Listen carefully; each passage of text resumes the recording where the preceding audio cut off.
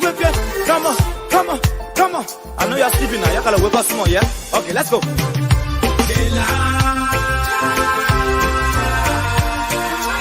people fool us. The people lie to us. The government betray us. They betray us so much. I said they lie. The people fool us, so the people lie to us. The government betray us. They can lie, they can steal, they go knock the ball. I said we tired with their lies. We tired with their promises that led us to all our damages. We tired with their speech they preach indeed, and now unique they deceive us. The thing we saw, it frustrate us. So why can you lie? Why can you steal? Why can you allow the citizens to be? You see, we just tell you that why we voted you.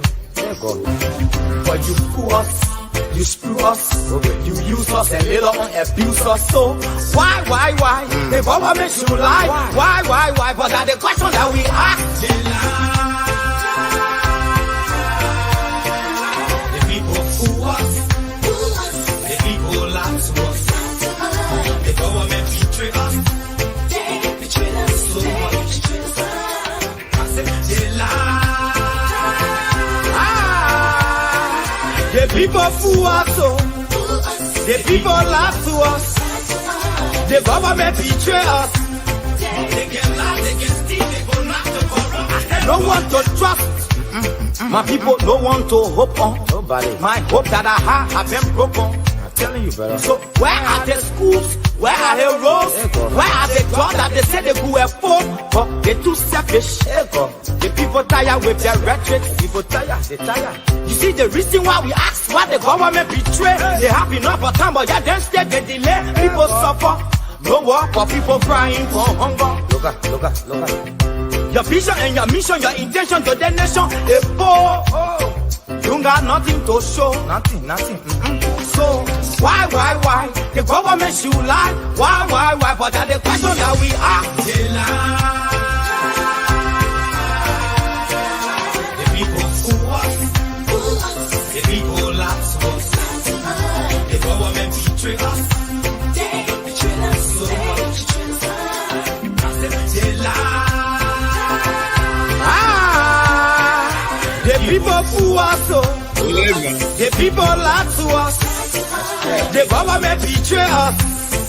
They can lie, they can steal, they go knock the corrupt.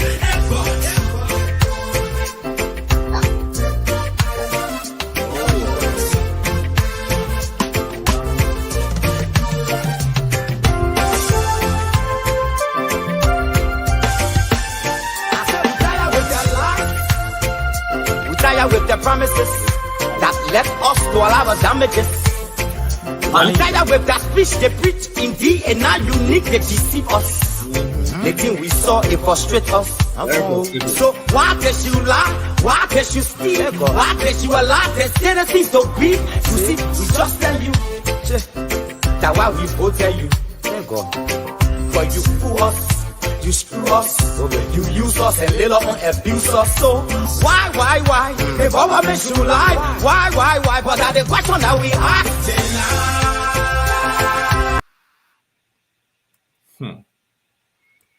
Man, how are you, man?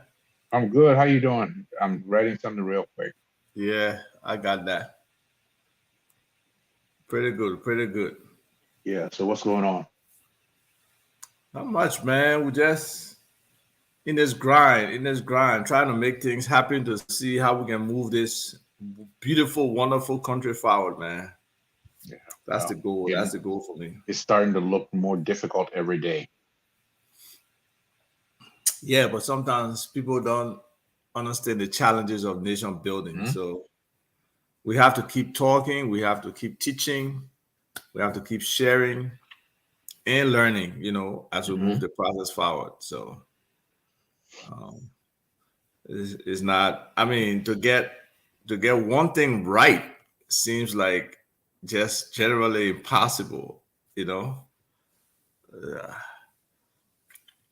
and today, I don't know, man. I really don't know.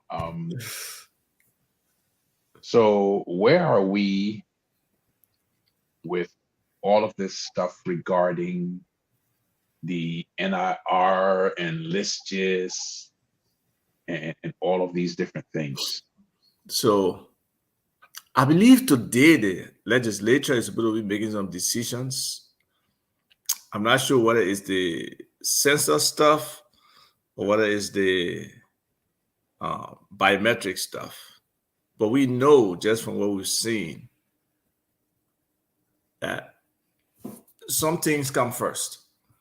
So for me, I want to say let's focus on the census, because if we don't have a census, I don't know that we can really have an election that's free, fair, transparent, and credible in terms of the numbers, in terms of how they distribute the different districts, the precincts. It's just tough. It's like the planning is so poor. Well, let's say hello to our people, man. We got some people who are very committed to checking us out when we do come on. So I just want to say a special shout out to those people who give us their support, who come around, watch what we say, believe in some of the things we say, and then they're also open to criticizing us, which we like. We like for people to have a post. Definitely. Like that. Yeah. Definitely. Yeah.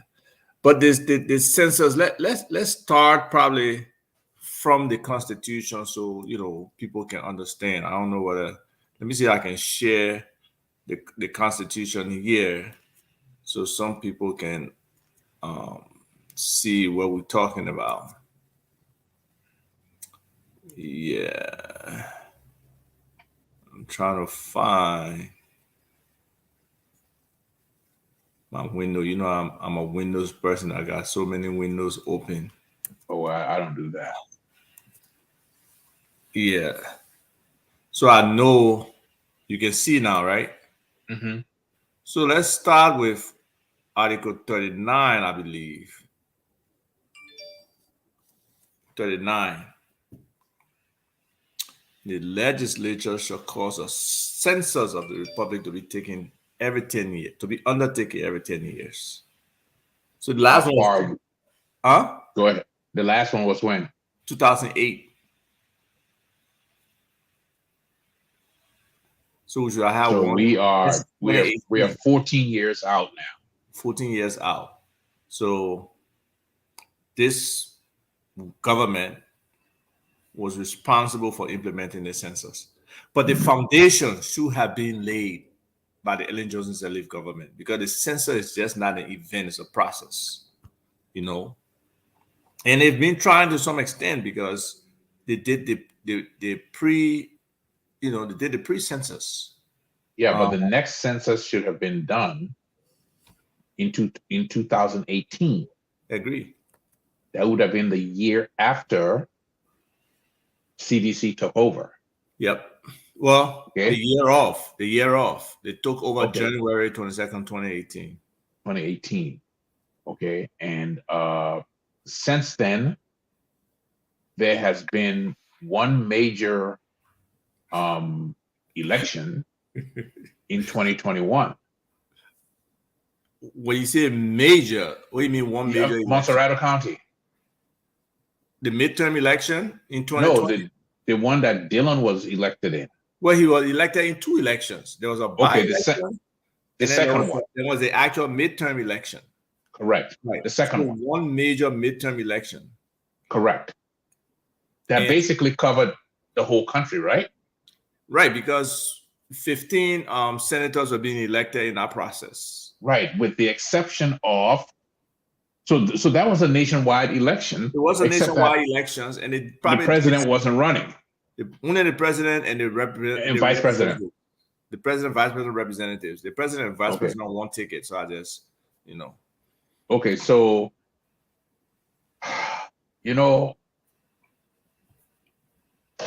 it just gets really harder and harder to deal with the lack of competence across the country. And one of the things I had initially discussed with the Sirleaf administration way back in 2007 when they came to power was that there was a need to put up in a room a huge org chart with all of the different institutions, their responsibilities, and their overlaps.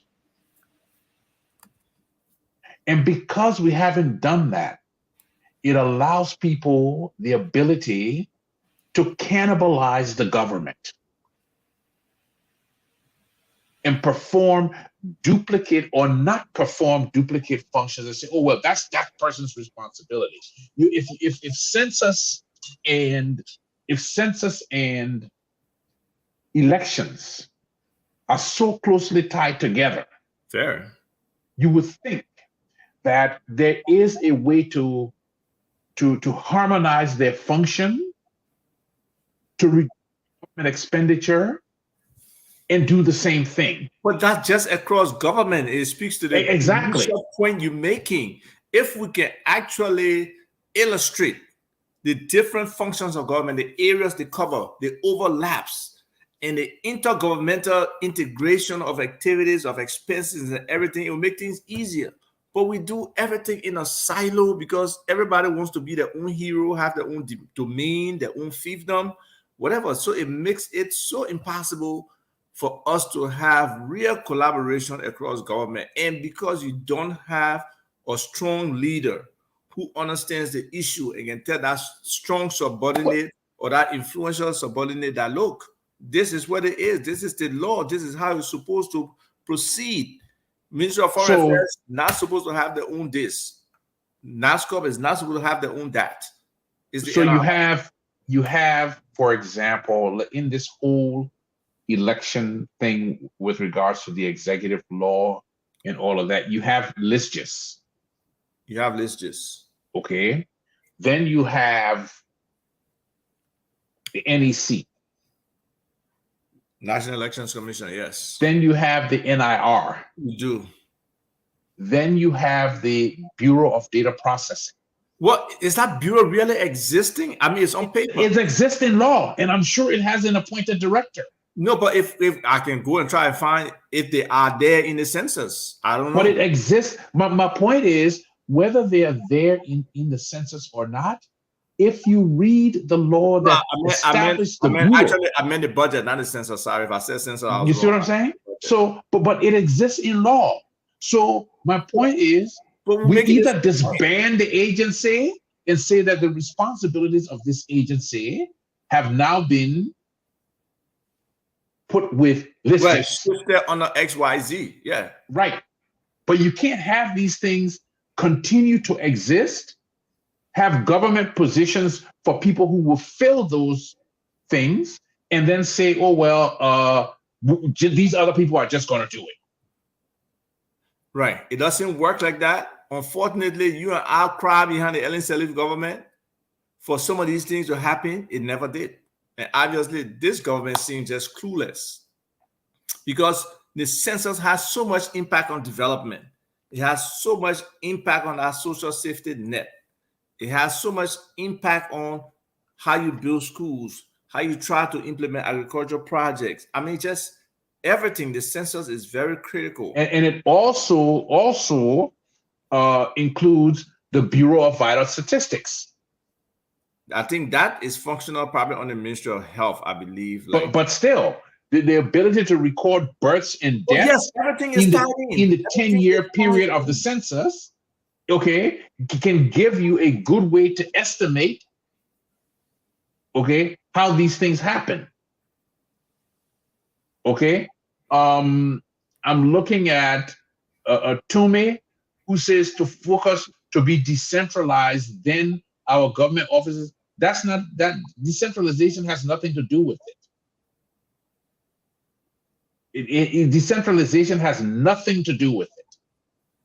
Well, okay, you said nothing. What do you mean? I mean, I don't understand that. Look, the idea that we need to decentralize the government, these people think that when you talk about decentralization of government, you mean putting one government ministry in one county, putting another in another county. Listen, the I very don't think I really don't think that what this individual means. okay. Well, he says when we focus on development to be decentralized, then our government offices as well be spread out their functions in many ways. What is he talking about? Well, grammatically, his writing is not there, but I believe that government will function in a decentralized way, and the services will be reached to so many different parts of the country. That's the understanding I'm getting from him. He doesn't write it like that, but I believe that's the intent. Because what he's saying is, if we decentralize development, which we need to do, not only Monrovia or Montserrat should be the primary places of development, but that has never come about where the focus of development it has never come about, but it's also made more difficult by the structure of the state in terms of the political subdivisions. Yes. Okay. And when you look at subdivisions too. Right. When you look at, let me just bring up my trusted map of Liberia. And you know, your idea is gaining some traction in some circles in terms of, yes, so people don't cry. Let's keep their representatives and senators there as is right now. Right? Hold on. But in terms of the structure, hey, what's up? We need to make our structure regional. Mute yourself, George, while you speak on our phone. We have to make ourselves regional, because if we don't get to this point where there can be opportunities spread across the country, and there's only limited concession areas that people can go to in counties outside of Montserrat to be able to operate, to be able to work, we are limiting the potential of the country. There are many other opportunities out there that Liberians can get into in the different counties if this quote-unquote stuff called decentralization could be implemented, not at this current structure of county level, because certain counties are just not built to be they're unsustainable financially. Yes, they're not sustainable. So we got to look at a model like George may probably put up on the screen in a minute. He has kind of demarcated in a regional way on a map, I believe, how we as a country can be divided to function properly. Yeah, Lauren, you're totally right. Inaccessibility is huge. The fact that you can move, I mean, just imagine the number of unproductive hours spent because the roads are not open. I mean, if you got to drive 250 miles down the coast, but you got to take 2-3 days to do it, what sense that make? I can get up right now, go drive 250 miles to, let's say, North Carolina, somewhere further North Carolina, right? Doing 70 miles per hour, that 4 hours, I can come back the same day if I choose to. So it's just incredible that we have had this limitation in our country from inception, and we still have it. Even if government says, look, we ain't saying we pave all the roads, but we make all the roads accessible. All the main arteries, we make sure that they are accessible, that they are maintained in a way that there will be no hitches. Most of the roads, there are 10 to 15 main spots. 10 to 15 main spots that got problems. If you fix those spots, you have the opportunity, for us to be able to actually sure, I gotta download this stuff. Okay. If you fix those spots on the road, we have a very good chance of being able to move our country forward, really. And it's just sad that we cannot get a government that can be committed to doing that. Well, I think it's also sad that we're not willing to engage in the heavy lifting discussion. But nobody wants to work, George. That's the main thing. In terms of, are these subdivisions even sustainable? No, they're not.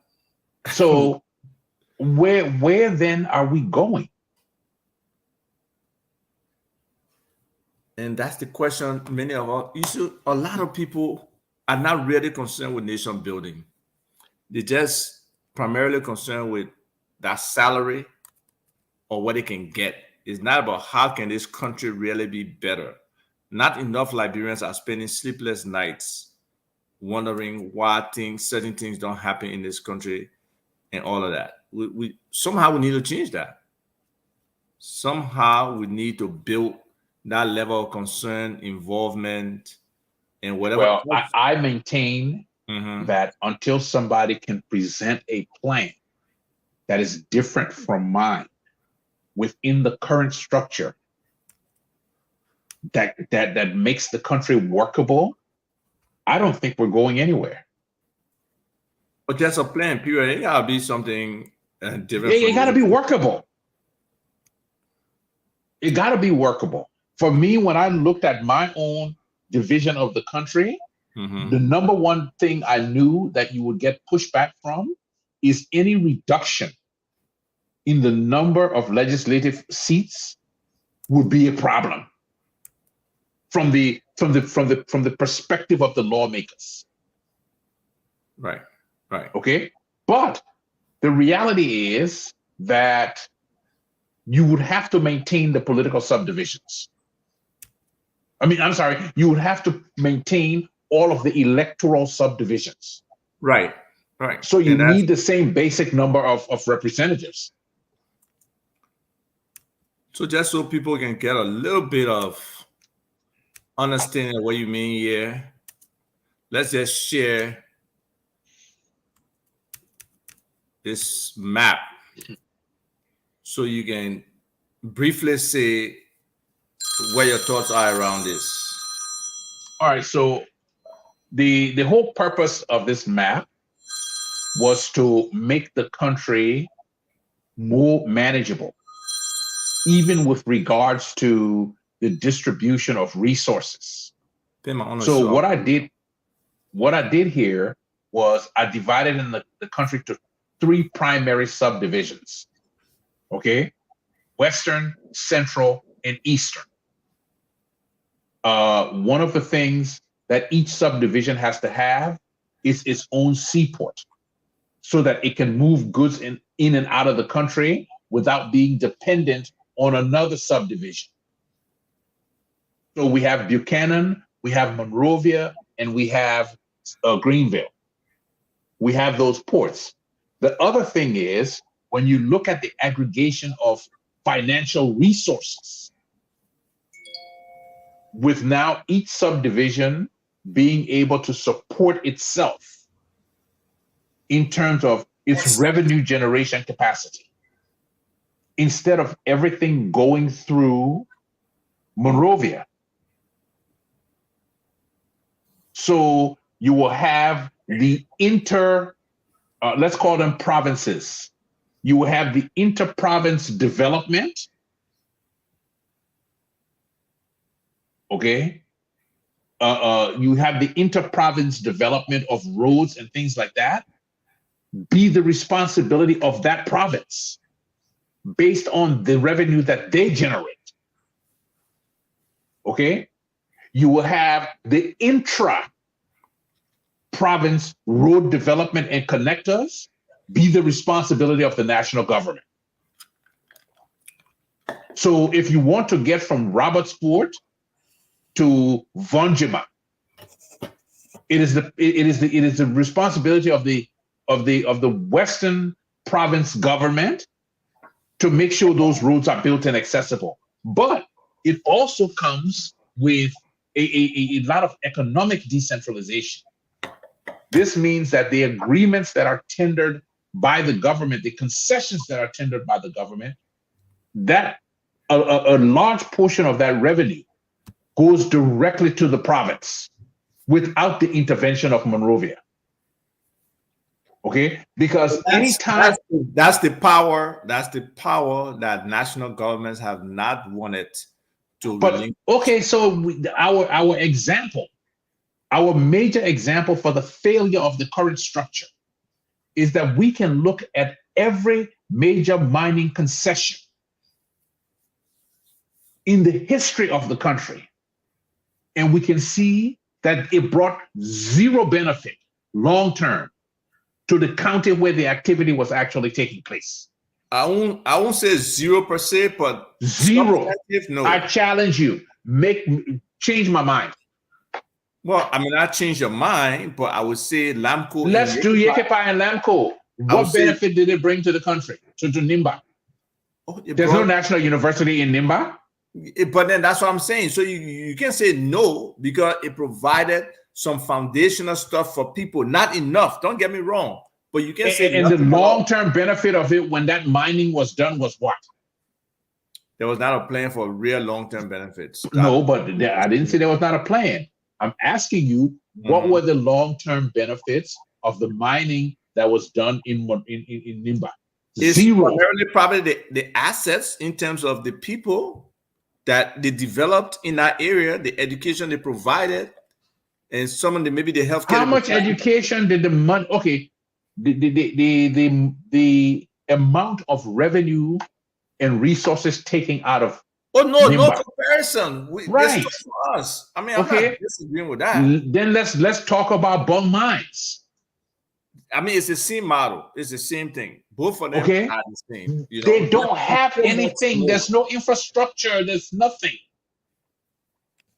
There could be so much. I just want to say the word nothing is just like kind of too drastic. There were some things there, but not enough to get us to where we want to be. So, you know, we have to look at how we move our country forward. And these kind of discussions are, you know,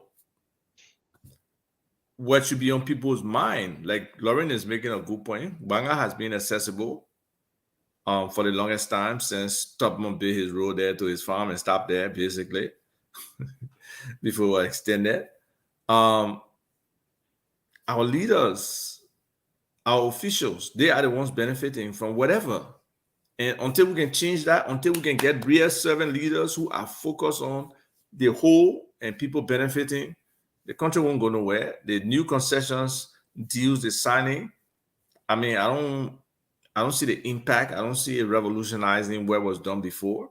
And until we can really, really get to that point, George, we're wasting our time. But again, it's good we touched on this so people can understand the big picture. But let's go back to the census. The level of stealing, the level of incompetence that's involved with the census, I mean, is really, really, really heartbreaking. It shows that a lot of these people don't care completely. These people have gotten many of these young people, they say they're hiring them.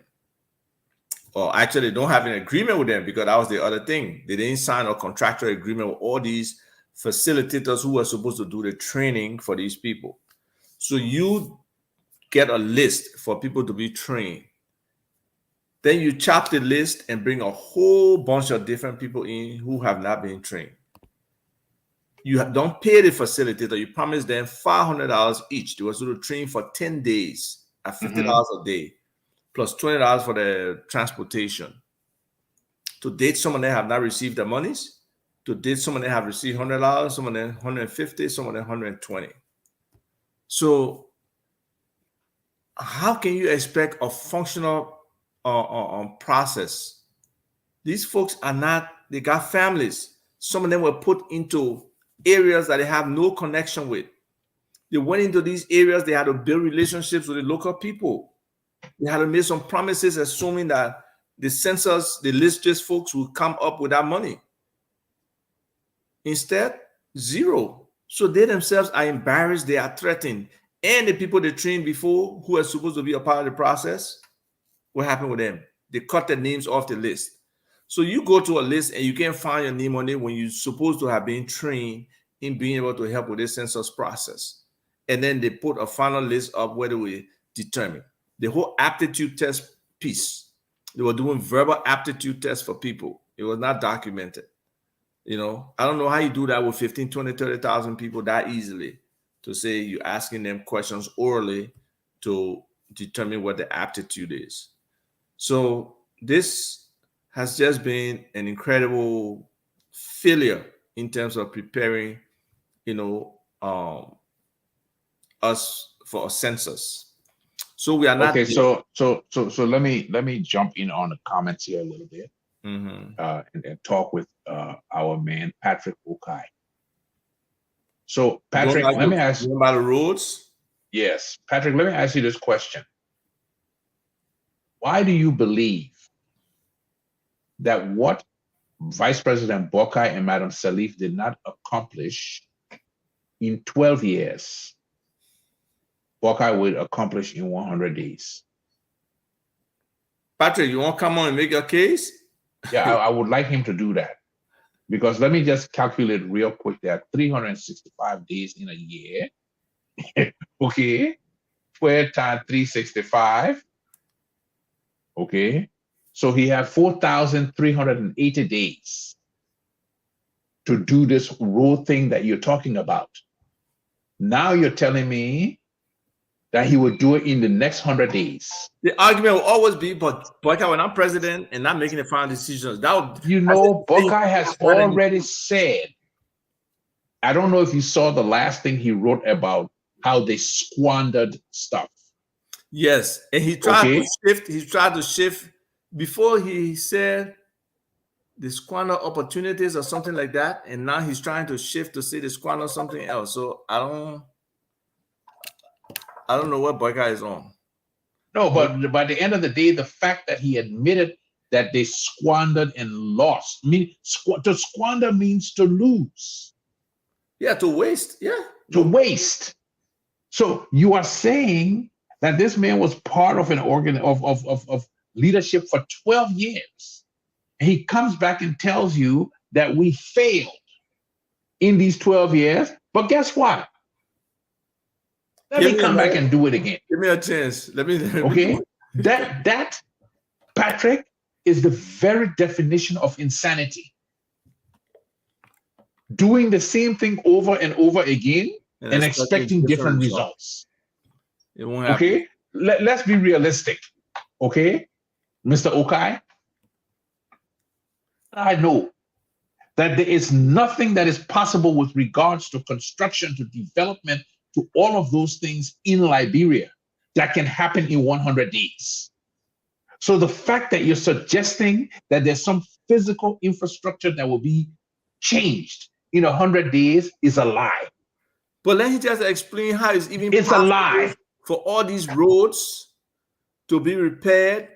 What is the process of setting? What is the costing of it? The mileage to even get the costing in 100 days. Okay, let's say it costs $1 million to build 1 kilometer of a 2-lane road.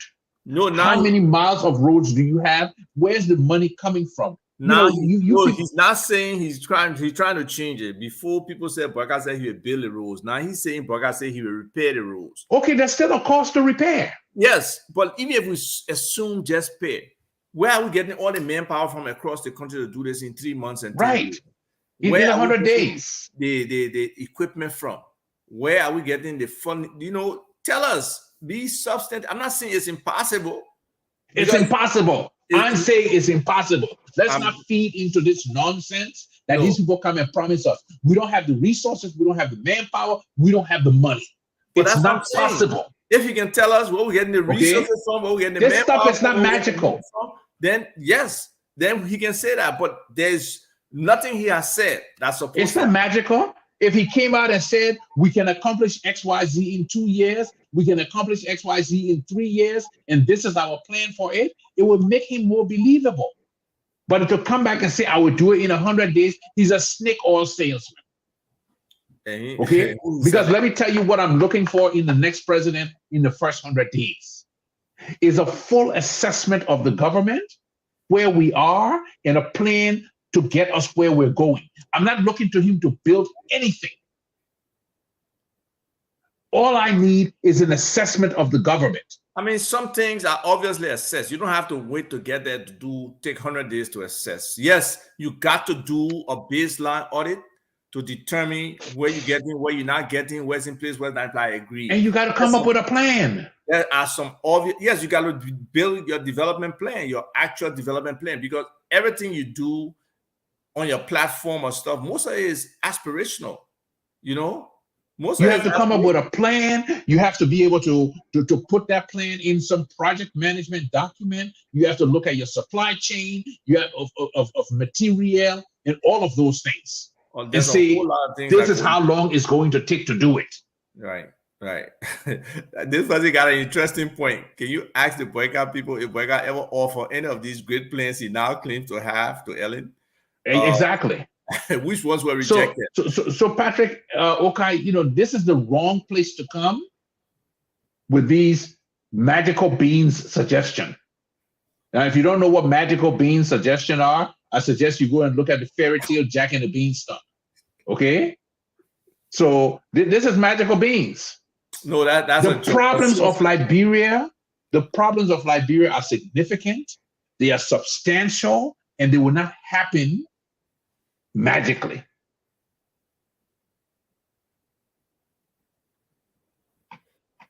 No. If just say you're trying to pick on Cummings, no. Right now, the next Liberian budget, before Cummings comes to power in 2023, I believe the next budget will be $1 billion budget that this our government will put forward. $1 billion budget is realistic. Look, several things we can do, and Mr. Cummings has talked about recasting our budget for one, formalizing certain aspects of our economy, plugging the holes where people are stealing from, especially when it comes to revenue generation. Well, but Patrick Okai, you still have to give me how many miles of road need to be repaired. You have to give me a number.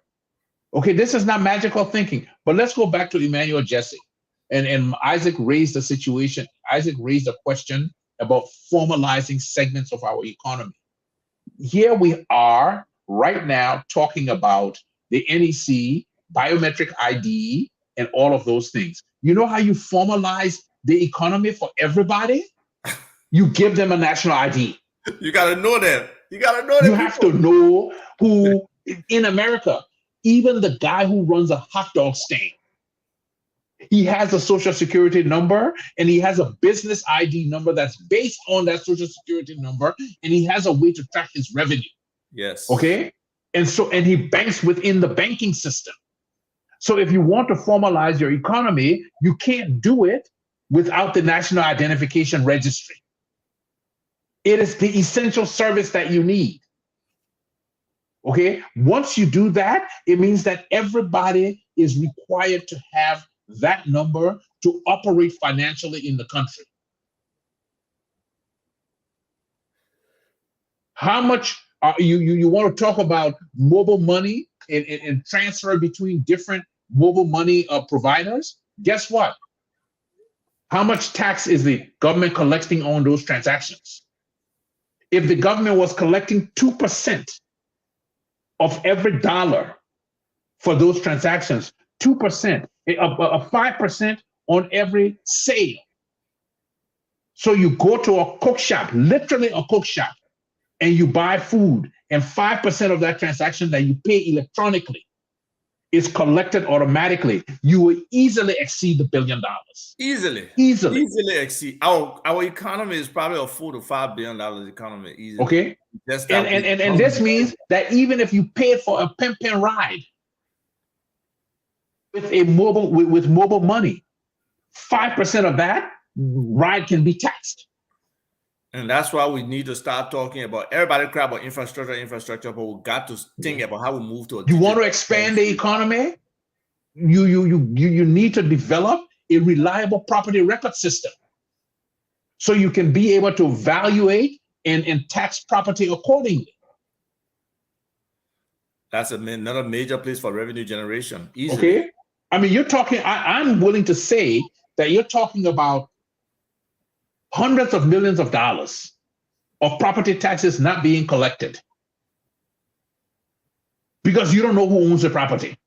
You don't know. I mean, and they do have a nice geospatial system over there where they can zoom in and identify everywhere in the country, but still, because we don't have identification, we don't have a set tax ID number system, is not happening for them. So they do selective enforcement Based on exactly. And what they enforce, they put the burden on the people that they know. And they continue to raise those people's taxes as opposed to say, let's expand the group of the people who are paying taxes. Right. And that's how you do it. You make it flat, you expand the tax base, or even if you make it incremental based on. I shared a video with Isaac the other day regarding the amount of development and how people in Western economies are looking to Africa now as the next growth place. And they talked about the development in Ivory Coast. They talked about the development specifically in Ghana. Yep. And the number one thing that the guy raised was they have to have clear title to any property they invest in. But you don't say that 1,000 a time. How can somebody want to just come invest in a property where they know tomorrow somebody will sue them and move them from the property? And own the property. Yes, you can. You know, nobody. So at this point, we are bordering on stupidity because we are watching everybody else around us do it. And for some reason, we seem to be stuck. And that's the thing, because we are small with 5 million people, it's easier for us to do these things because all these solutions have been developed somewhere before. Exactly. We just customize what's for us and we move. Nobody's saying it's easy. And that's what George is saying. The heavy lifting, people don't want to do the work. For government to work, George, what gotta happen? Government has to work. It has to work. So folks, just the simple counting of our people, it takes planning, it takes organization, it takes monitoring and ensuring things are happening. You know, no, I mean, look, and because people don't have identification, people don't have opportunities, so they don't have a meal, so they can pay taxes. Today, I was listening, I think it was Julius J who was interviewing Eugene Fagon, and Fagon was doing his live with the interview. But George, people, I don't know whether that's the harmonization or what. Security people making $75. People at information, someone else they say they're making $50 plus $1,500, $1,500, you know, LD. It's incredible. All that 86% of our stuff focus on recurring expenses. A lot of it going to salaries, but our people not earning anything. They're not earning enough to go through the month. But that's because we don't have a broad enough tax base to support the government. How much of our government salaries, Isaac, are still being paid for by foreign governments? Oh, yeah, you can look at the budget and see it. There's salary support. Just recently, the government itself was crying. Singing praises because they were getting direct budget support from the IMF or somebody, and that's a loan. That's the part I can understand. I mean, Joseph Safala will not cry on this identification thing, and they got the NIR. Why we can accelerate that process and really make it national and demand. So Joseph Safala, if you send me a message on Facebook, I will send you the law that created the NIR and what the functions of the NIR are supposed to be. NASCORP is not supposed to be doing its own identification. The law specifically says that the NIR will be the body that's creating the identification for Social Security. The law specifically says that only the NIR can do biometric identification in Liberia, nobody else. So the NIR is supposed to be the service agency to all the other agencies in the government. But the NEC has decided that we are going to usurp the functions of the NIR because we want the money. This would mean that the NEC would have to build the biometric infrastructure to maintain 3.5 million biometric records in the country, and the NIR would also have to do the same thing. So in every other country in the world where biometric systems work and they have one system, Liberia is the one country now that is arguing that we have to have two. And that's the thing. Okay, so like right now, somebody say, oh, America ain't got plenty of biometric system, but it depends on what you're talking about. If you're talking about government biometrics for America, primarily that biometric office of biometric is situated in the on Homeland Security, and they provide that base for most of the government agencies when anything comes to biometric. So to make some arguments that multiple biometric systems, yeah, there are multiple biometric systems for different reasons, but when it comes to government, that's the primary agency that handles biometric for the U.S. government. Okay, but private biometric, we're not talking about private biometric systems. Exactly. We're talking about government-based systems. And the law in Liberia is clear. But what has happened is these people have refused to ignore, to pay attention to it. Okay? I mean, I have even reached out to the former Solicitor General Tiawon Gonglo. I've sent him a copy of the law. Zero. Nothing from him. So you want to be president and you want to be president and you don't want to ruffle anybody's feathers? I mean, that one part, I don't know that Gongo doesn't want to ruffle people's feathers. Okay, so why hasn't he has never commented in all of this, in everything that is going on with the NEC? Well, the man has not made a statement. The broom is the main focus, but even though there's corruption in that sector as well. But this is what would the election is the most important thing. The census, then the election. The census is critical, and as I applaud Mr. Cummings for coming up with a statement about it, but I think we need to have a stronger approach on this whole census, on this whole election. I mean, again, all of the political here's the problem that we have in Liberia is that everybody who wants to run for president, they don't seem to understand the concept of having a shared interest in the process. If Mr. Cummings speaks about something, nobody else is going to talk about it because they say, that Cummings issue. It's not. He doesn't own it. And he doesn't own the issue. Right. This issue affects everybody. Well, let him go. So even Mr. Bokai. Let him go ahead. He's not talking about it. Let him go. Yeah, even Mr. Bokai, who's supposed to be this sage, who has been vice president before, we hear nothing from him about the conduct of the elections. Okay? Because that's exactly what happened in the last election when he thought he was magically going to win. Well, Mr. Cummings has pushed it out there that he wants collaboration with the other political parties. Ellen was screwing him at every step of the process, and he had nothing to say. He was silent. And then inauguration day, he sat down and turning his back on her like, man, move from here, man. Oh, you saw the man inauguration day? Yeah, I saw him inauguration day when they were inaugurating Wea. He's sitting by Ellen, he sat down like this. He didn't even want to look at her face. Man, move from here, man. When she was kicking you down the street, you had nothing to say about it. And this is the same thing that's going on now. So I look at the people like Gonglo. What bothers me more than anything about Gonglo is that Gonglo is supposed to be one of the most esteemed lawyers in Liberia. But he has no issues he has nothing to say about these legal issues. Again,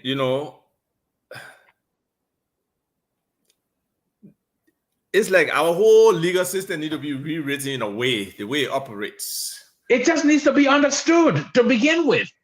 And if we can't count on the people who are erudite legal scholars to explain it, to step in and say, no, this is what the law says, then where are we going?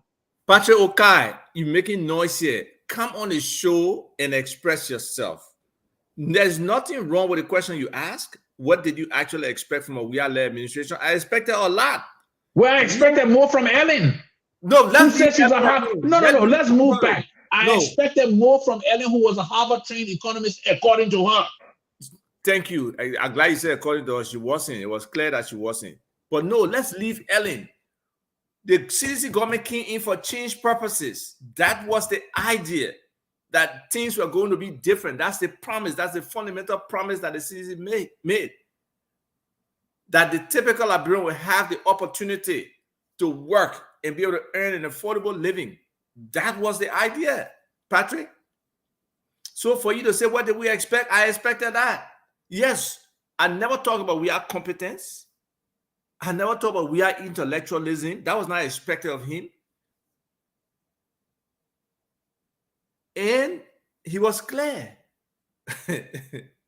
No, Bona, Ellen Screw boy but how your lesson might be screwing for 12 years, you can't say anything, Patrick. Boygas, you have stepped up as vice president. Boygas, George, you're on mute. I hope you know if you're trying to speak here, you're on mute. So, Patrick, the idea, the plight has been there. It was there before Ellen. Ellen came to fix it. Out some of her promises, she failed miserably. It gave the opening for the CDC to do that. Just coming in the door, instead of George, we are focusing on getting the right people in place. The whole idea that we had a whole spreadsheet with every position in government to look for 5 Liberians and get the most qualified Liberian for each of these positions to build a government. What happened? They ran away and they started getting money from people to put them into positions. Okay? Look at the amount of incompetence around government at all levels. Nothing hardly can get done. Look at the census. Only one person at that whole list, Alex Williams, can probably turn this census process around. But they will not let him because they have totally failed. What a guy named Wilmer Smith, who has no ability to run this process. He failed with the simple counting of people for the COVID situation, has been put in the lead here. He can't do it. He doesn't even have the understanding of the census or the gravitas with the people who will be conducting the census for him to lead the process. He doesn't. He's corrupt. Even the Francis Red Man, who is the head, who's sick, he's still getting paid on the side. I can show you the bank account here. They're just paying people funny money. That civil society organization, civil society network that supposedly can be praising Wilmer Smith, giving them $2,100 on what basis are they giving these people money? That is people's money. They're dividing it like chicle. So, to be frank, we expected George Weah. I personally, honestly thought George Weah loved the country. I really did. I expected George Weah to come in. He has said it before. He knows everything, and he doesn't know everything. To be able to get the right Liberians on board. That was the expectation. And I believe him when he said, oh, we find the best Liberians and to occupy the position. I did. But he was lying. But sometimes you can know somebody lying, but it has been shown that the people he has put in place have not been able to run the government. They have not been competent. The simplest things can be accomplished under this government. Why?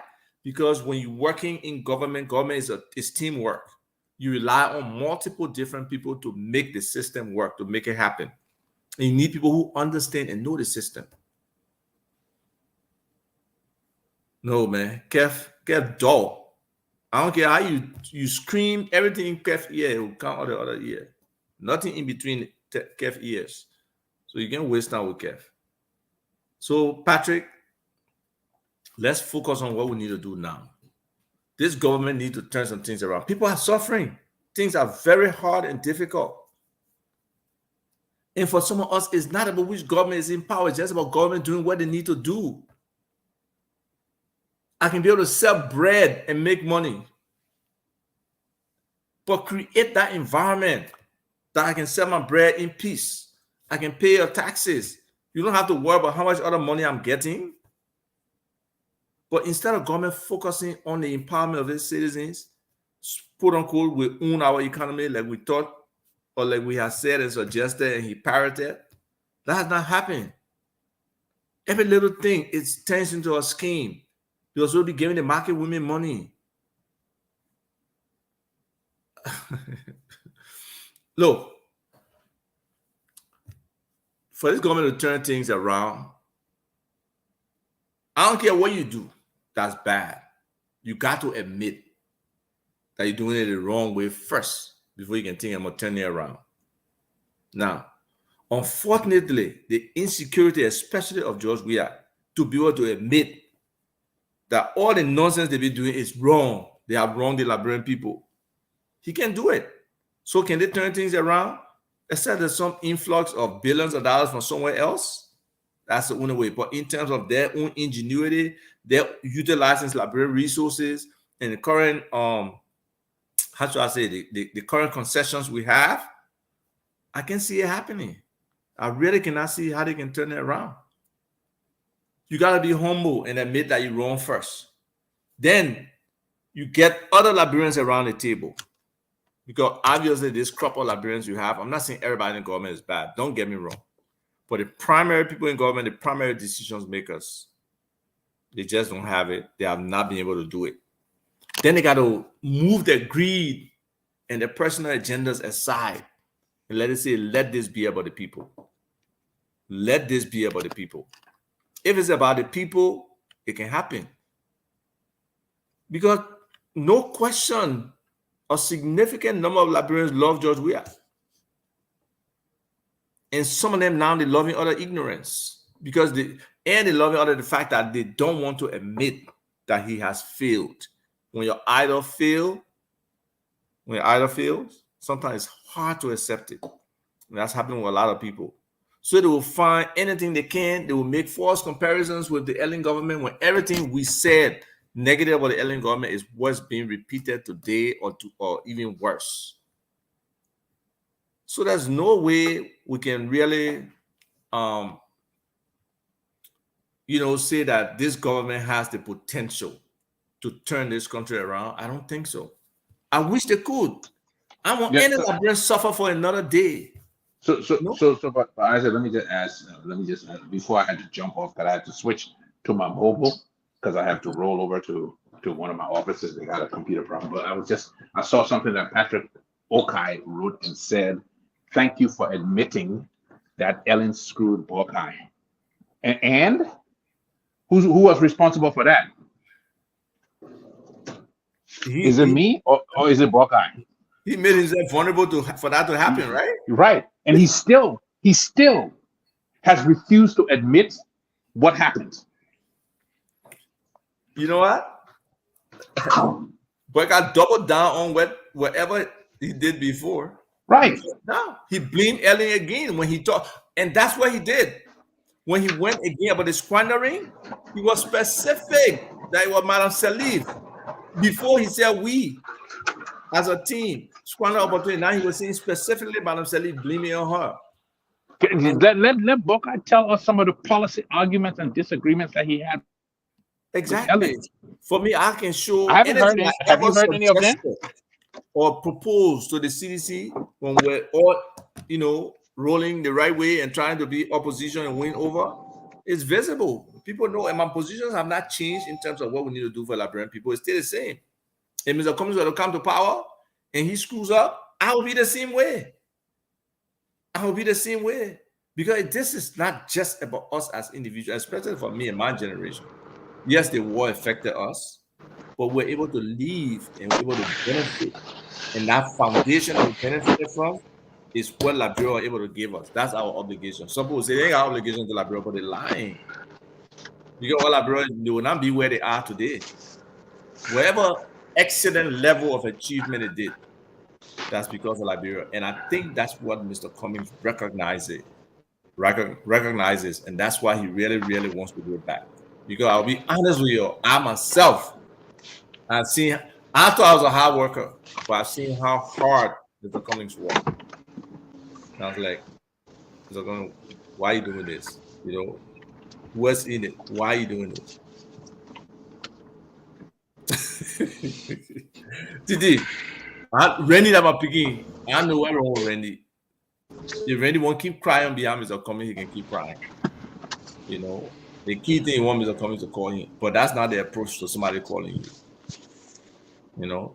If he got that much influence, let him influence the election. But in his mind, Randy know what's right. Many know who's the best leader for this country at this time that we are at this specific moment where we have, three primary candidates. We are Cummings boycott. We're all hands down. Mr. Cummings sweeps the field. So it's about Liberian people deciding who they want. For me, it's easy. When I go to people, it's easy. And Boycott say he had opportunity before when he squandered it.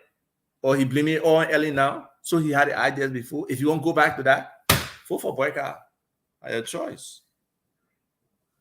Then there's this government that you're looking at, that you're suffering on today.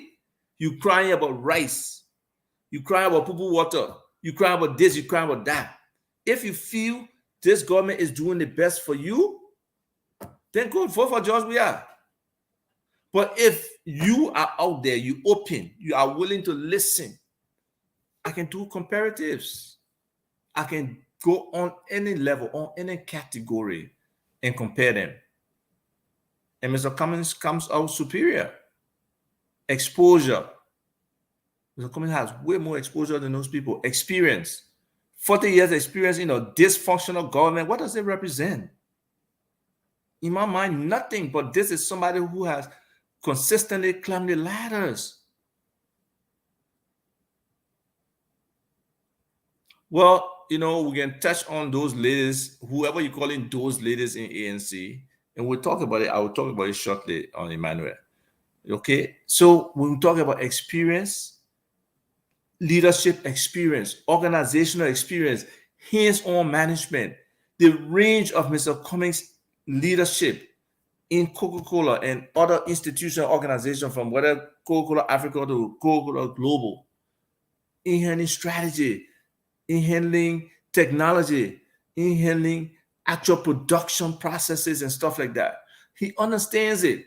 That's why he said that he era the economy, the accounting involved in maintaining an effective economy, the business development involved in reaching to people, making the case for stuff. Those are things that Mr. Cummings can do with his eyes closed. Okay? So on that part, he laps the field on being able to make the case for Liberia to get to the table. When he hits the table, he's respected right away. Most of our represented people who represent Liberia, they go anywhere internationally, they're not respected. They get positional respect, but not subject matter, experience, capability, respect. No, and those respects come in different dimensions. You can just say, oh, because your president still respect you for everything. No. Even the Liberian people themselves, they understand. George, we ain't got no respect in terms of work experience. He ain't really got respect in terms of leadership. It's just that some of the dysfunctional leadership capability were not pointed out to some of us before.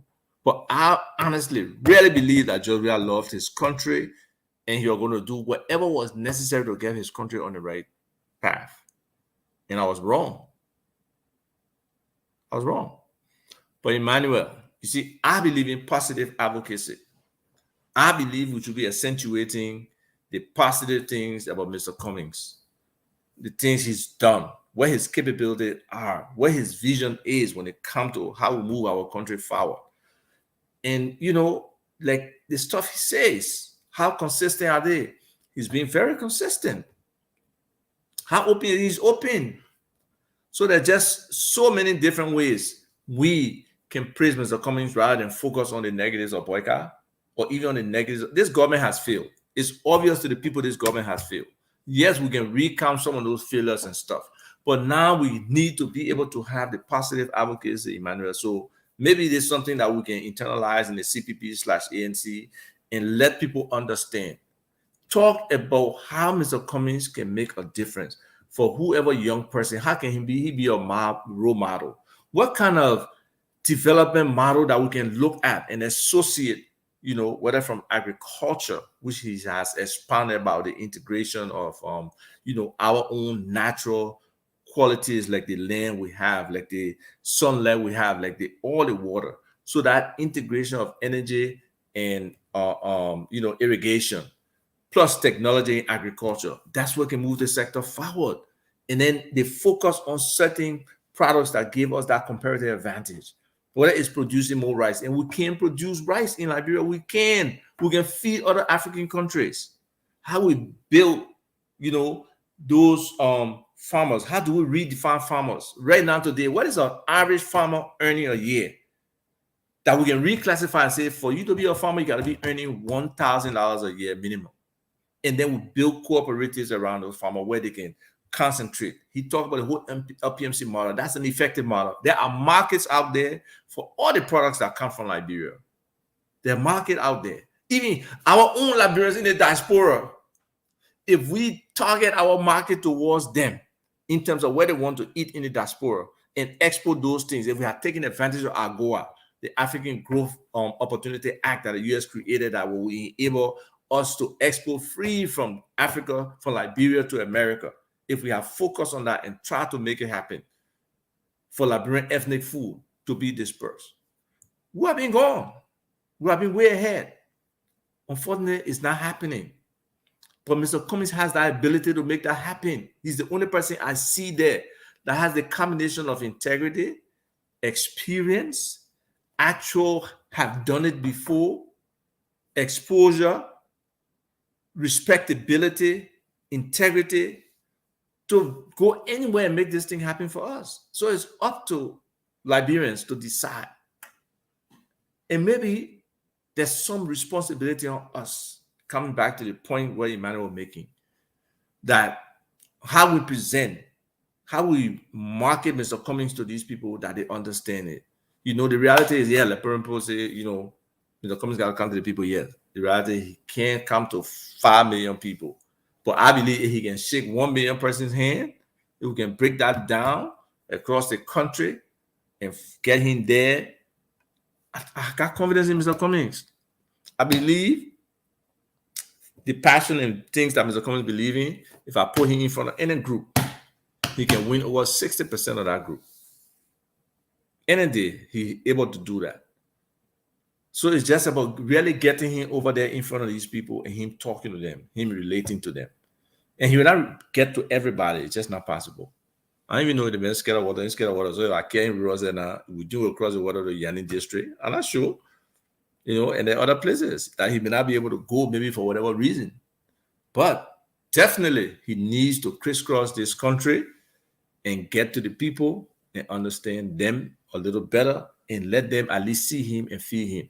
You know, I'm not talking about the feeling that he got to do a project for them. Nobody had the resources, individual resources to do project in every district that the people can feel his impact. No. Let him personalize this relationship with people. Angazi 08 Dwalu, what's up? You available?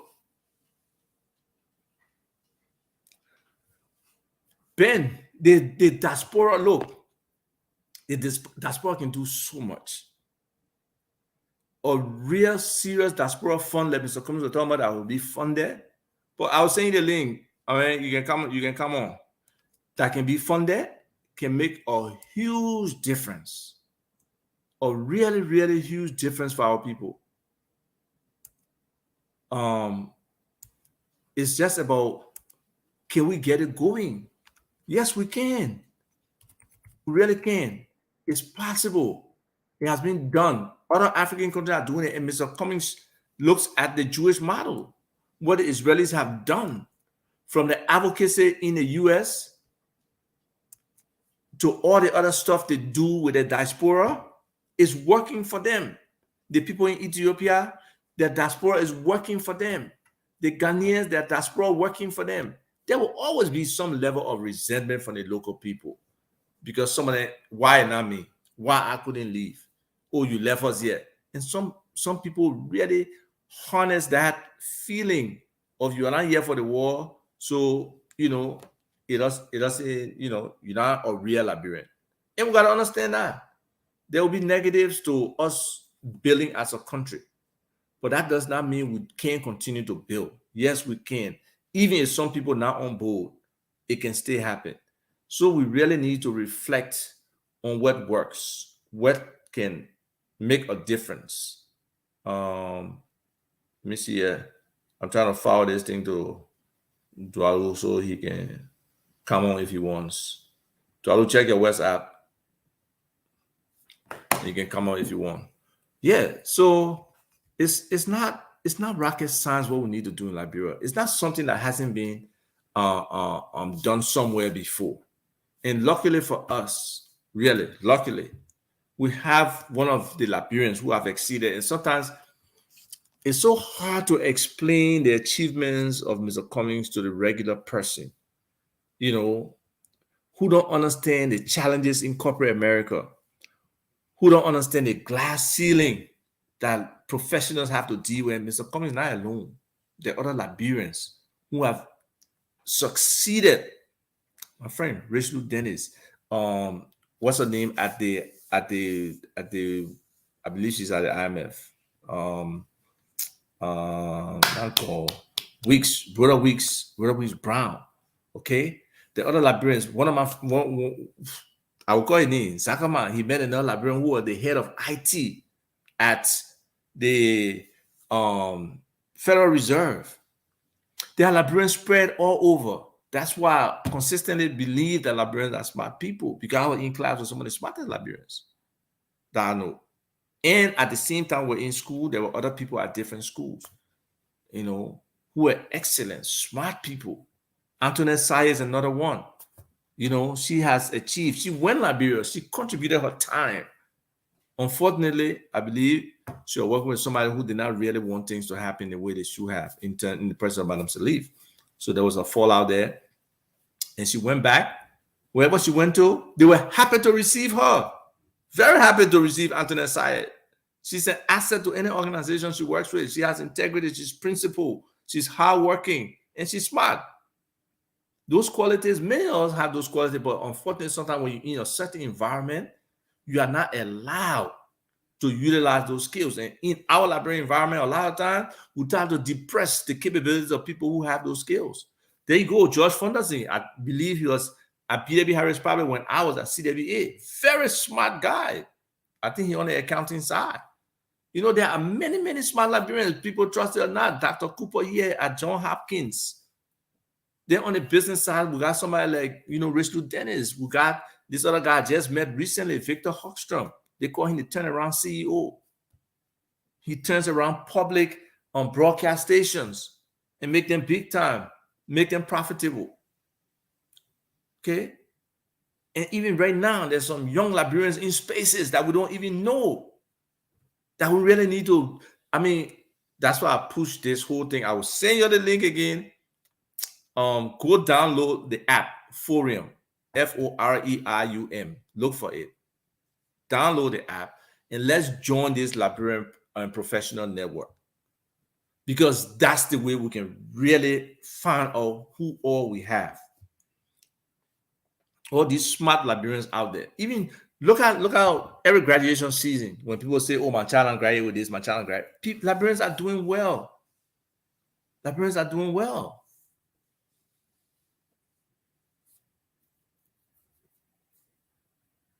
All right, what Peter said, I don't know what Emmanuel said about the difference. Or maybe, that whole private sector and government. Why do you think the US government, for some reason, has been able to siphon off a lot of government responsibility in the private sector? Because there's more efficiency in the private sector. There's more accountability with those businesses. Okay, so that whole distinction, is government impossible to learn? For some of the people we have there, the fake degree holders then who are claiming to be intellectuals operating government, are you saying we can't do that? No, yes, we can. We really can. Mr. Cummings can. He can turn it around too.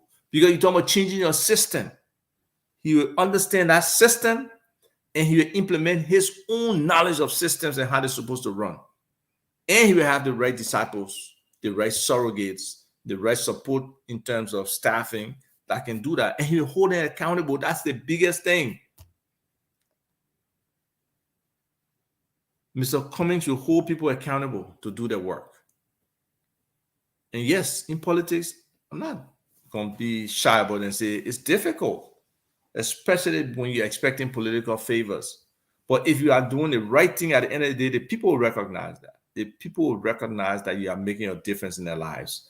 And they will not let the voices of negativity stop them from, supporting you as a leader who is moving the country forward. Look at Lula. The guy who was president tried to jail him What Lula did? Lula got re-elected as president. So sometimes you can suppress cream. The cream will rise to the top. And we have to start thinking that way of competence and excellence in Liberia and pushing that agenda. We have so many good people. We have so many people right in Liberia, competent, qualified people who are being suppressed.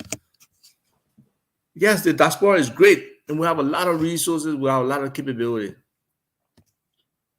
But there are people on the ground with so many capabilities, but they're being suppressed. They are being limited.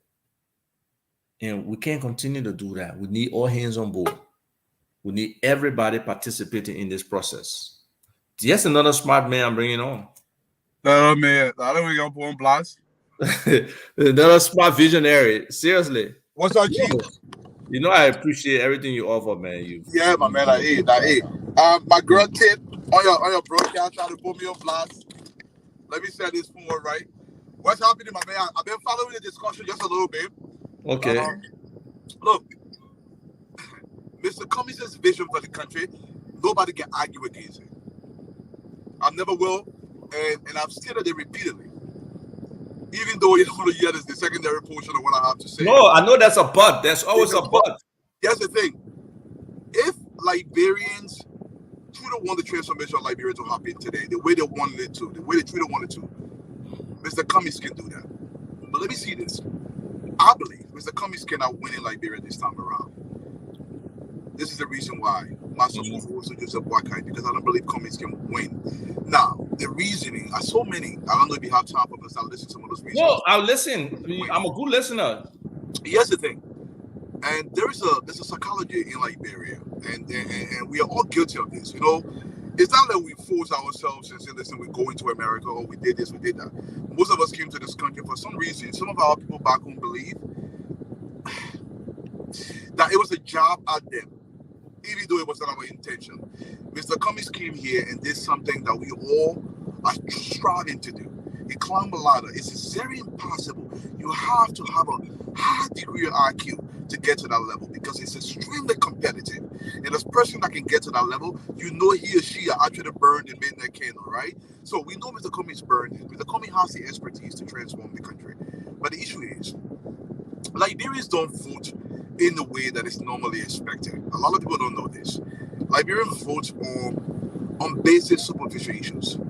And if Mr. Cummings is not speaking to the superficial issues, he's not going to be voted for. But I didn't get that part. You said Liberians vote on what? It's very superficial issues. Let me name some of them. Did you hear me? Yeah. I can hear you. Liberian will vote on the basic thing: religion, tribes, and they may give me $10. But I'm going a little bit lower than primal levels. Me and as if I went to Cottington together. I never went to Cottington in Liberia. In fact, the highest school I completed in Liberia was 6th grade. 6th grade. That's the highest class I completed in Liberia. So obviously, I would not have the kind of classmate. They would vote me as my classmate. They will vote on me and the man used to live in the same community. They are not voting on the person's capability to actually be able to transform their lot and bring something to that society that's going to change their lives and the lives of their children. When you insist upon that, they don't understand it. And this is why I know you read the paper, A Guide to Picking Liberia's Next President. The reason why I wrote that paper is to give some instruction on who you should vote for. It's not based on those superficial issues. If you're looking for results, there are certain people that have reached production levels. If you have not reached production level, One second. Peter, I'll send you the link to your WhatsApp. So check it out. Sorry, Dwalo, go ahead. No, that's okay. And I will say this and give it to you. If you have not reached production levels, you cannot produce at a certain level. Let me explain what that means. Okay, there is this tendency in Liberia. I say people try to equate degree with qualifications. It's not equal. So not equal. It's ridiculous. I remember the first time. I still remember this almost like vividly. The first time, almost over 15 years ago, I was out of graduate school, and there was a place in Boston, downtown Boston, Investors Bank and Trust. I was making coffee for almost 6 months, running errands in the office to learn the ropes. And sometimes people think it comes to you. No, you have so much more to learn. Degree gets you in the door. The learning process has begun, but we confuse the two. So, I mean, you talked about, a lot of Liberians graduating. And the thing is, are we creating the avenue to develop that expertise in them so they can reach production levels? We are not doing this. And we need the expertise at the helm to come in and say, listen, this is how we get a formula. We just graduated from a massive university in the United States. We get formula to production levels. How do we get that person to production level? Something we're not doing in society. So we were appoint Dwalu because Dwalu and President Weah was schooled into a position that he cannot produce. By extension, the society is going to fail. And this is where we are. The reason why we continue to fail because we are now measuring production against the person's output. That's the issue. Our job now is to get the people to understand it. And I think in this instance, it comes up as a comments. The people will not understand that. They're going to vote for Boakai. So, wait. What you just mentioned is the strength of Mr. Cummings. I understand that. Yes. And you say that's what we need, though.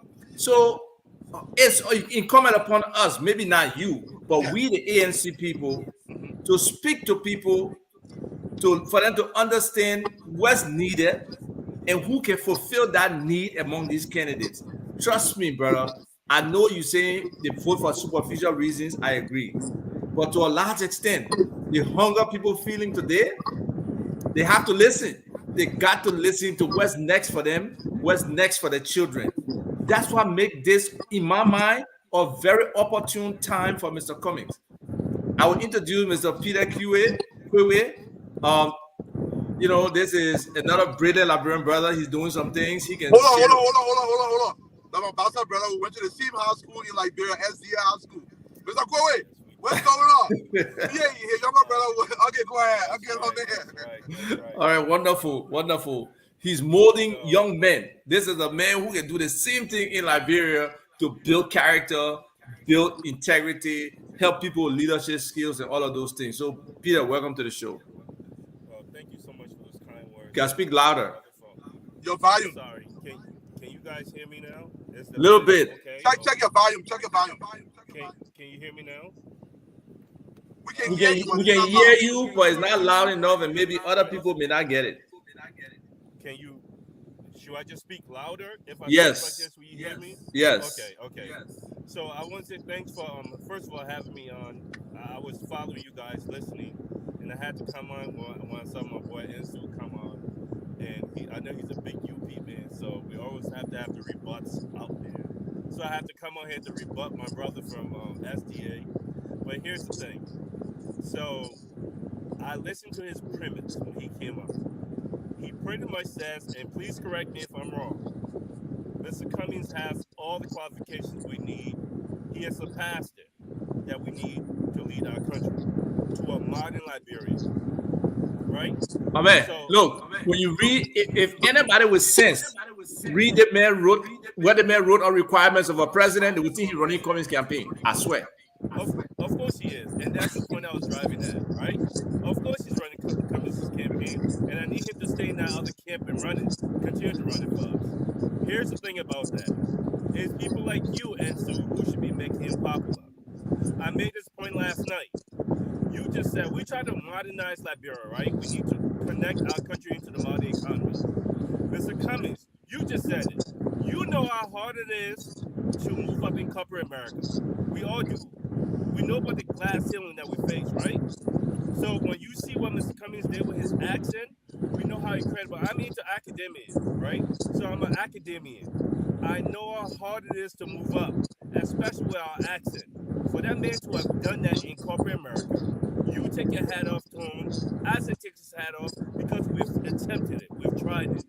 My question is, why aren't you singing his praises? Because if you say his only disqualification is that people are going to vote based on other lines, based on other alliances, you, knowing that he's the right person and who loves Liberia, should be singing his praises and saying, no, this is why he should be considered number one. Not the other way around. Let him talk, and then I will follow him. Go ahead, Balu. Let me tell you something, Peter. First and foremost, Honorable Boakai possesses literally every qualification. In fact, I think he surpasses it, given that he has experience. But in terms of bringing Liberia into the modern era, I will give Honorable Cummings an edge for that. Okay, look, listen, I'm not a UP man. I'm not a UP man that wrongly. I salute go walk out this route because I believe the best probability to see President we are is on Waka. And this is what I support in that Mr. Initially, my original vote for Mr. Cummings. If you I said no about 6 months ago, everything was about Mr. Cummings, but there were several mistakes that were being made that I don't believe Mr. Cummings was making the kind of mistakes. I coil a little bit. It's not about making Mr. Cummings history. For me, it's removing President Weah, and I believe the person best to do that is not Mr. Cummings at this time. It's not the qualification. Cummings supplies the qualifications that are required to get us over the hump. I'm not talking qualification. I'm talking electability. There's two distinct things here. I'll give it to Asin. So you see, Dwalude are using a cop out. If you don't want to work and you just in your mind imagine that Boyka has the numbers and it will be the easy way to go, the easy route, then maybe. But if we really think about Liberia and we are all clear, I think majority of Liberians today are clear that George Weah has failed. They don't want him to move forward and lead this country. I think more than 50% of the voting population believes that. Now, what happens when people who have some influence like Dwalu, other intellectuals are taking a lazy approach to say, we just want to move George Weah. We ain't care about what happens after we move George Weah. Is the country going to move at an 80 miles per hour clip? Or is the country going to move at a 20 to 25 mile per hour clip? 20 to 25 miles is reasonable. It's a distinction from Weah and Boyka. The environment will be better, but it's not what we need to move our country. But I think categorization is wrong. It's not about 25 to 80 miles per hour. I believe Boyka can move at a fast pace. Boyka, Dwalu, we can go. Go ahead, Peter. Let me jump in real quick. Listen to what Dwalu said, right? He said, Cummings edges out Boycott if it came to modernizing Liberia. Came out of his mouth, we can replay this. He said, correct. Okay, isn't that the ultimate goal here? Is to move our country economically, socially, politically forward into the modern era. So if you're saying that, and if you're willing to admit to that, yeah, and we're not saying Boycott is disqualified. You're saying more qualified, right? He edges him out. Were your words? Yes. Why, Dwalu? Would there be any other reason for you not to continue to beat the drums for Cummings? Okay, thank you. Let me answer the question. I hope you allow me to. I think when it comes to modernizing the country, Cummings edges out Boycott. And I'll be very unequivocal about this. However, when it comes to solidifying the country, in terms of governmental spirit, like contrast, Boycott edges out Cummings. Wait. When it comes to what? Hold on. When it comes to what? When it comes to understanding the dynamics of governance. Okay, let me ask you, Dwalu. Have you worked in the Liberian government before? I never will. I never want to. Okay, but trust me, you have a better understanding of how the Liberian government works than Boyka who worked there 14 years. In a day, trust me. I don't really agree with that. Look, okay. Boyka may understand a little bit how to rub hands and rub shoulders and stuff like that. Yeah. So no, he wouldn't. Histrionics of governance. No, Boyka doesn't have it. I'm sorry. No, I like listen. Don't get me wrong. I believe. No, he wouldn't. Here's why. He wouldn't know more than Cummings. Cummings running government just but running bureaucracies. Period. Right. That's all it is, right? So there's governmental bureaucracy that has to do with nonprofit, which government is supposed to be. But modern economy is about for-profit government. So right. Cummings has ran bureaucracy in South America, in all of Africa, ran a company in corrupt sub-Saharan African countries where you have to do all the things that you about to list that Boycott knows. So there is no way he doesn't understand how the workings in third world countries that would have corruption at its core. He's brought modern companies into this thing and had to function and profit. So I want to ask you a question though. Tell me some of the things that Boycott would know, specific things that Boycott would know that Cummings wouldn't, that these things will help move the economy forward or move us to a modern world. I appreciate just some things. Asking the question very wrongly, and I'll correct the question, and then I'll give you a response to it. Listen, stop it, I said. The people listening, let's do this. Let's do this, okay? Anybody, I will be the number one person to the way I understand organizational structure, and I work within the conference at the director level. I understand organizational structure. I understand how it operates. Nobody can argue that Mr. Cummings does not understand governance. In fact, the corporate structure, like you said, Mr. Kwame, is entirely governmental. We understand this. However, there is a unique case when it comes to Liberia. Any functioning of any government, there are nuances. There are a lot of bunch of differences. Let me list some of them. And let me rephrase your question this way. How can you contrast Mr. Cummings' corporate experience when you put that in the Liberian condition? And I think that's a better question. Let me respond to you. In the Liberian operation, the way our institutions work is a non-working institutional governance system that is not working. I hope that makes sense. So we have institutions. And what do you need? You need a reformer. You don't need somebody who been dealt in that system for 40 years and has no vision of any other functional operation to change it. He can't. Isaac, I was hoping. I think he was getting to how boycott. I was hoping that he was getting to where boycott was going to be more effective in this way, and how how boycott has demonstrated that. All right, sorry. But you won't let me list them.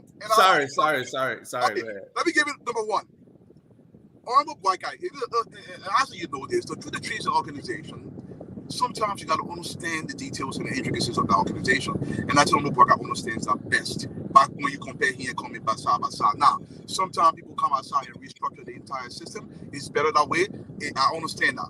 But the way Liberia is structured. And number two, Honorable Parker has never had true power in Liberia.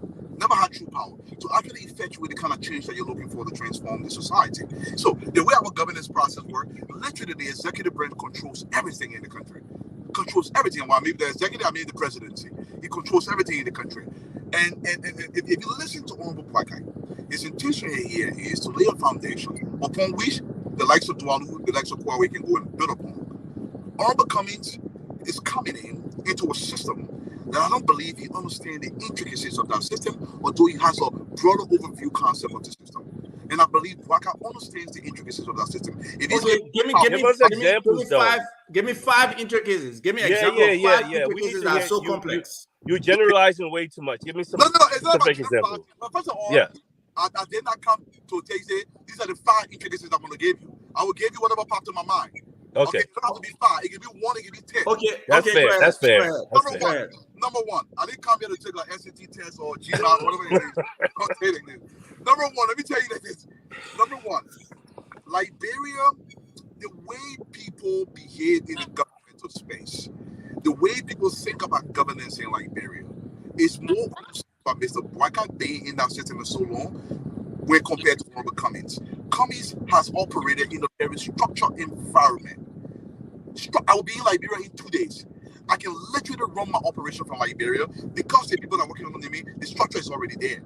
Cummings has not worked in a non-structured environment, so to speak, on the level that Honorable Boycott has won. So hold on one second.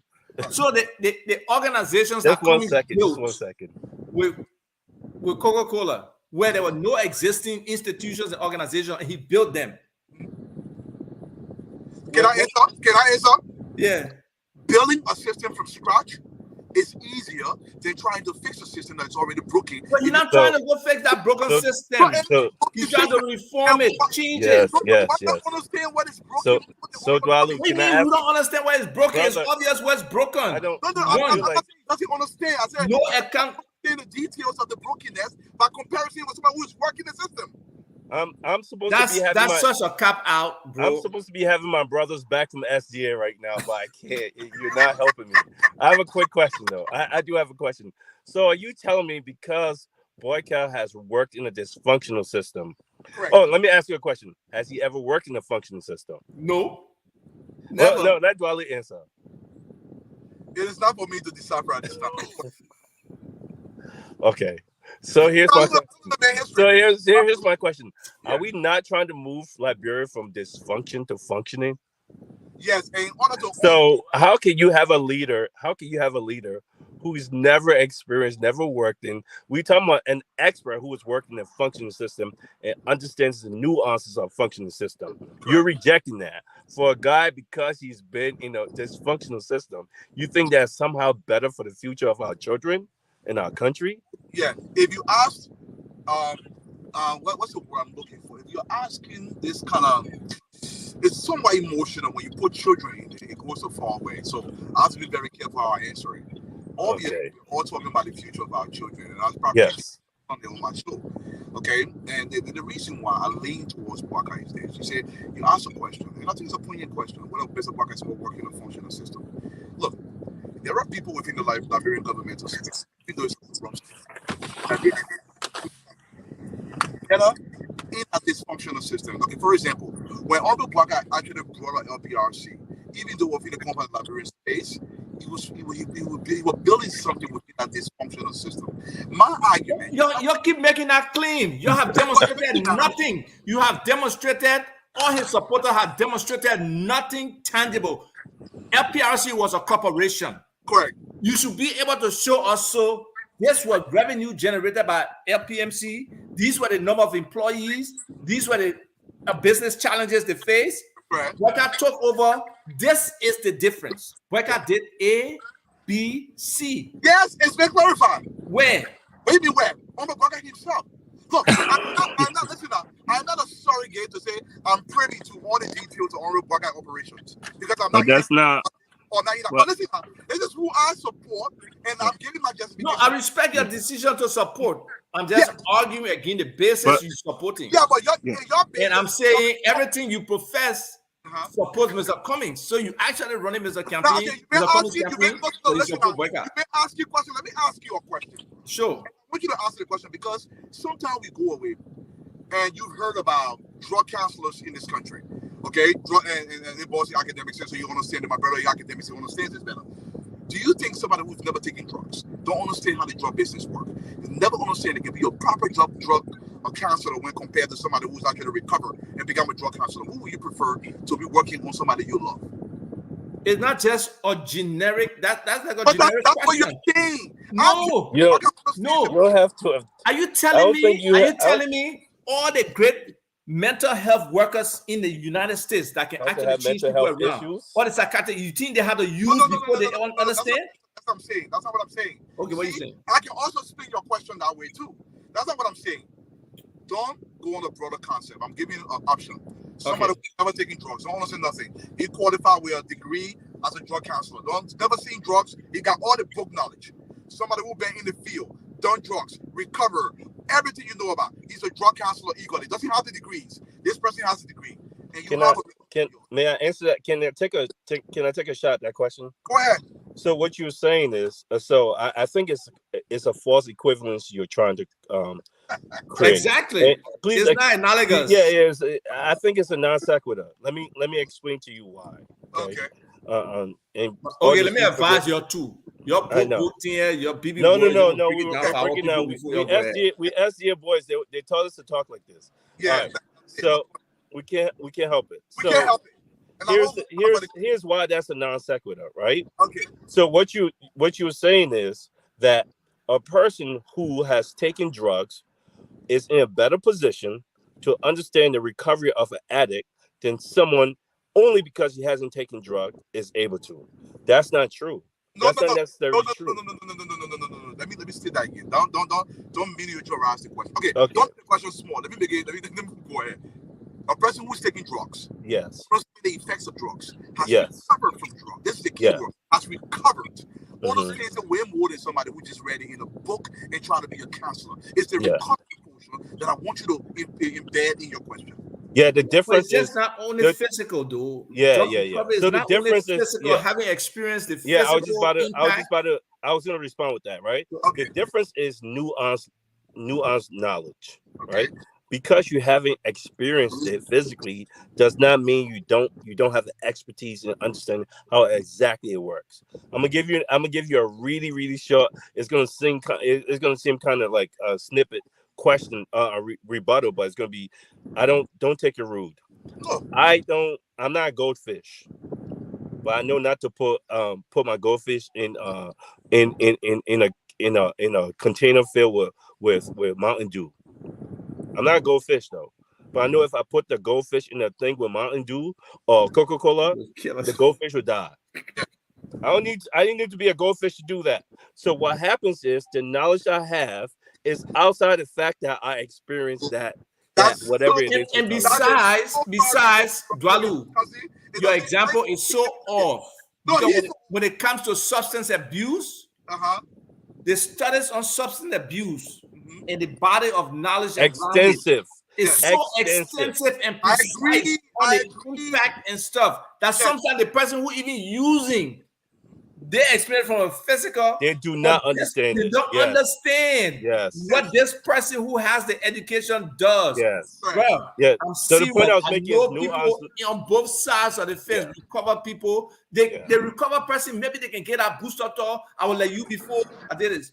But that person who's trained and really trained properly has a better chance of moving people from in those states into a more positive state. Yeah. I mean, And Dwalu's Dwalu's point was you made it seem like this expert that you're talking about, this make-believe expert, hasn't worked with other people over the time. So this person became an expert because of how many people he's already worked with, other drug abuser, and their recovery and his studies. So there are a lot that go into that. You lowered the question a little bit, and then you expect me not to lower it. Because it's not. I mean, any common sense person without any expertise, that if you take somebody from a proper environment, you put in a freaking coconut water, they do not that. Yeah, like most UP people, that's right. Book. But listen, you see, no. Let's not go there. I believe the opposition has to be on one page in terms of what our bigger goal is to remove George Weah. Yeah. And for me, I've made it clearly. I support Mr. Cummings. I believe he's the best choice. Correct. And I'm not going to give the other condition. But I believe the opposition has to change this country. Correct. There are just so many things that the opposition can collaborate on, like George was just saying earlier. We got to have a shared vision for Liberia. Yes. But Dwalu, here's my problem. Here's my problem with Dwalu with George Lobo, right? If that's what you just said is true, I don't believe there is a united opposition. I don't think there is such thing there is nothing as an opposition. Here is why. There is no objective standard. If we're talking about we came to this people country, we left our country, right? We left there, we came to this people country and we learned, right? We know a little bit better. Because we experienced another thing, right? Going to your drug using example, we know better, we experienced it, right? Why are we not the people setting our objective standard just like they do here with the electoral college, right? We should be electoral college for our country, de facto electoral college that said this is the standard. This is what we should be judging on. The economy, security, education, these are the standards we should set. Why are we not having that objective debate like we're having now, a civil debate to set the standards for our people so we can select instead of being so politicized as far as political party identity? That's the problem we're running into, because there's if I was to ask you what's the difference between someone who support the UP party and ANC or ALP, you couldn't tell me. There is no ideological difference. So why aren't we setting a standard so that we can really truly be able to pick a real leader? Yeah. Everything you just said, I cannot argue against a single point when it comes to the setting of standards. This is my argument every single Sunday. We should be setting that standard. Now, there may be variations in the standard as it speaks to Honorable Cummings and Uncle Waka. Anybody can argue, you can go ahead. They're the top two opposition frontrunners right now, and we all know what it is. And I believe both of them do have the foundation of preparedness to become president. Where we diverge a little bit is at what levels do we believe either of this person can produce or create the kind of production that we're looking for in the 21st century? Maybe that's where we diverge a little bit. And this is why. Well, you said that. We ain't even got to discuss that. You're very clear that in this 21st century is Mr. Cummings. You've been very clear with that. No. I said that, but you're taking it out of context. Okay. Dwalu, my question, seriously, we have a longer debate. I gave Mr. Cummings one, I gave Honorable Baka one. So you focus on Mr. Cummings. We can have a longer debate another time, but I think Peter struck a great point in that shared agenda that the opposition has. Look, we have a shared agenda with regards to the census. Right. We have a shared agenda with regards to biometric voter registration. We have a shared agenda regards to civic education, allow people to understand the basis. So when it comes to lists and NEC, the opposition should be collaborating on these things. We can start working together and building some level of confidence in each other that we can collaborate on the things that are really meaningful to Liberia. Yes, people can have the ambition. I can even run against my own brother in an organization. In me, I hate my brother. Absolutely. In me, I feel I'm a better leader. I can more Absolutely. effectively meet the needs of this particular population or organization that we set on. So let's move the animosity, the vitriol, the negatives, all of these portions. And I'm not saying you carry that, though. Don't get me wrong. I'm saying we have that responsibility. Like somebody here mentioned the ANC ladies. So this is out to ANC people as well. We got to remove the vitriol from all these things that we are talking about. We got to remove the negatives and try to focus on the competencies that we talk about, the vision that we talk about, the abilities that we talk about. That's the only way we can move this country forward. You know, it's clear to most people. Look, listen, I do not support an individual per se. I support what I believe their vision is or their ideology is. No, Dwalo, right now, everything you told me, you're supporting Boyka because you think he has a better chance to win. I believe, listen, I gave you 3 reasons why. He has a better chance to win. It's follow it. Number 2, I believe he has a more foundation of preparedness in Liberia in contrast to anybody else. And number 3, I believe Mr. Bwaka's vision to lay a foundation for the country far surpasses anything I've seen proposed by anybody else. So let me hold on. Where's that vision? I missed that. The vision to lay the foundation. What is the vision to lay the foundation? So let me. Go ahead. Yeah, but this is how democracy is, right? So I think this conversation is beautiful. I think we need to have more of this, right? Instead of being so partisan when we go to our back to our own pages. So let me tell you why I believe what you're saying. I hear what you say, and I'm gonna raise you Cummings. The man understands the global economy. So first and foremost, he understands the global economy. B, I'm gonna take your point and give it that to Cummings. Not only does he understand the global economy, Mr. Cummings will be able to move our country into the 21st century. Right? That's your words, Dwalu. So I took your point and added to Cummings. C, he has worked in a functioning system. So he understands what a functioning system is supposed to feel like, look like, be like. Okay. And D, this man does not need Liberian people money, so he's not desperate. So as a person who's been academic, let me tell you something about desperation. And whenever you have someone who's desperate, for whatever the reasons are, right? When you put someone, the reason why America and all these democracies are structured as they are is to make sure that people aren't desperate. Whenever you put a desperate person in a position, it's like a hungry person taking them to go shopping. They'll buy everything, right? And I think that's where George Weah went wrong. You have a man who he's not hungry for money. He's hungry to deliver our country and to leave a legacy. That goes a long way when you talk to people like us who knows better. Right? When I say who knows better, doesn't mean our people back home don't know anything. I'm saying we just lived other places and saw other things. So Mr. Cummings understands how the economy works. He talks about mercantilism, the strategy that was used by England, by the US to build the country. That is government-supported private businesses, using incentives and using tax breaks.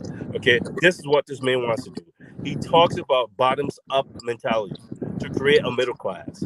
These are things that some of us who have studied how other countries were built, the strategies they have used. I want to hear Boyka's strategy of how he's going to build. He plans on building a country. Where he has worked before, the other nations have worked before, and where has he passionately advocated for those things, especially when he was with Ellen. I want to hear the ideas that he put forth that Ellen rejected. Because, Dwally, you know this, as if we all know this, if a man is passionate about something, he talks about that thing a lot. Where has Boyka talked about our young people, empowering our women, creating jobs passionately? Peter, listen, you said something before you began the monologue. Let me just put it that way. Diatribe. I'll take diatribe. Okay, you think diatribe is up to you, but listen, we have to set up things like this more. It's not my enemy. Honestly, it's not my enemy. Even we have disagreements. Maybe sometimes when we come together as we explain this, and what people can understand is there are little nuance differences, or where they can pick better leaders for our country. More, it's not, sometimes when I even see on Facebook and I see people going after each other, saying something, or the person supports another person. This is not where I want us to be. I want us to have this kind of conversation. It doesn't mean I'm right or you're wrong. The issue is what's a better outcome for Liberia? If Mr. Kwame presents a better outcome, I know enough to see. I say, okay, let me see where he's coming from. Now, I'm not suggesting you take my outcome, but at least let it be out there and let it be reviewed by the people. Let them understand where we're coming from. And I give you my 3 reasons. And I want to hear Kwame 3 reasons, not 50 reasons you just give me. It's all convoluted about Mr. Cummings' proposal for the country. I give it simple. I make mine simple. Number 1, Honorable Black Eye, understand the Liberian dynamics. Number 2, Honorable Black Eye has a vision for the country, to lay a foundation that's going to transition us into the 21st century. Number 3, Honorable Black Eye, given his experience in the government, is the person best suited for the position. What is Cummings' 3 proposal that you can present here without being all convoluted? Well, I'll take this. This is probably the easiest question all day. I know. Yeah. So first of all, Cummings, that's fine. I think I give you 1. Cummings believes in the bottoms up approach. He believes in mercantilism. That's it. That means he's going to take government's money to support Liberian businesses and business people. He believes not taking the government money and buying expensive cars for government officials. He believes in using our money to turn the country's economy into a real economy that supports Liberian. That's it. He believes. So that's probably the biggest thing that separates. Give me a second. Let me land. Let me land. So let you land. Okay. Yeah. So the biggest thing that Cummings believes is his ideas of mercantilism. That is, using the government's money to create businesses in the country that would generate money and create a middle class because of that. Okay. Second reason, you ask for reasons why Cummings should be selected, not boycott, right? Second reason, I would say, Mr. Cummings understands global bureaucracy. Okay. He's working now. Fortune 500 company that he's taken to sub-Saharan countries and made it run in the black forever. Okay. That's the third reason. The third reason is he's not desperate for money. He's not desperate for money. He's desperate to leave a legacy. He's desperate to show the people that it didn't have to be like this for so long. This is why he's saying, the money you're going to pay me, I'm going to take that money and reallocate that money to integrity institutions so that they can check and go after people who were corrupt. Major reasons. I say, this is important. What my brother Kwame just said, it has so many holes. I'm going to poke so many holes in it right now to the point where it can be leaking like a safe. Let me tell you this. Honorable Cummings believe in mercantilism. Let me just say this. First of all, foundationally, we're not even there yet. This is why Honorable Barker counters that. We're laying the foundation. You cannot build a mercantile system if there is no foundation to build upon. So how would you? No, that's not true. Let me tell you apart. That's true. But your premise starting off is wrong. Let me tell you apart. Your premise is wrong. That's not true. What are you talking about? Let me tell you apart. Number 2, you're talking about global understanding on the part of Mr. Cummings. Okay? Global position is great, but we are more focused on the domestic evolution than on the global environment just yet. Honorable Braga had a lot of global. You're wrong again. But listen. We have to build domestically before we focus globally. So, Mr. On what basis? Hold on. On what basis will you build domestically without any input? I gotta go finish some work in the office. I'm gonna say I gotta go, but it's good we're having these conversations, folks. It was so good to see you, bro. We appreciate the input from all the people who are listening and the comments. We'll keep trying to work on the minds of our people for them to see things. Again, Dwalu and many other intellectuals are trying to take that lazy approach that Mr. Cummings, you ain't got the numbers. What is the number? Do they think numbers are static? Do they think what happened in 2017 is what happens in 2023? How can you be that way if you say you can project, you can think, you can encourage people, you can look at a breakdown of the Liberian voting population? If you can do that, you will be able to see the movement. You'll be able to see the engagement. Like Mr. Cummings said all the time, he came 18 months before elections. He was able to do 100 and something thousand. Now he has built a base across the country. People want to see tribal base. Mr. Cummings now focus on tribal, and besides the global and people from Maryland that he connected with, they are the most widely dispersed Liberians. They're probably the third largest tribe in Liberia, and they are all over the country. Let me see if I can share that spreadsheet here that shows the different tribes by country of birth. So yes, I should be able to share it. I hope you all can see it. This is from 2008, but we can still project it forward. Okay. Share this window.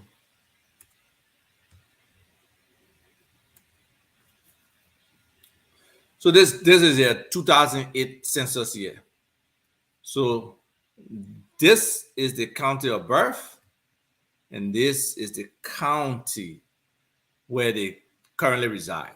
All right. So if you go across to the totals first, just so you can see,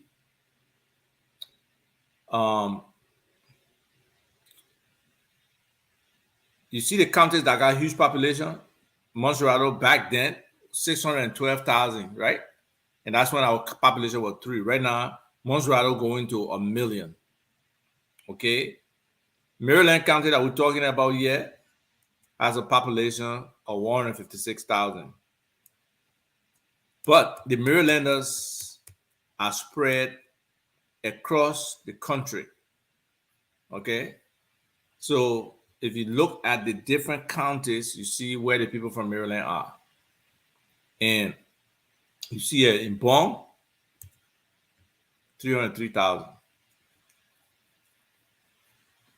And these people are spread all over the country, all over the country.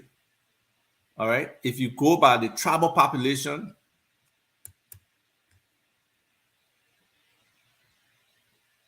see the growth? 348,000. The Gio, the Mano, the Bassa, and the Pellet. So the Pellet people are the most, 705,000. The Bassa people, 468. Third, the Gio people, 348,000. So that was the population back then. Unfortunately, we didn't do one in 2018. We should have been the time 10 years later. But we need to do one now. And that's why it's so critical that this census is done the right way. If this census is not done the right way, we are in trouble.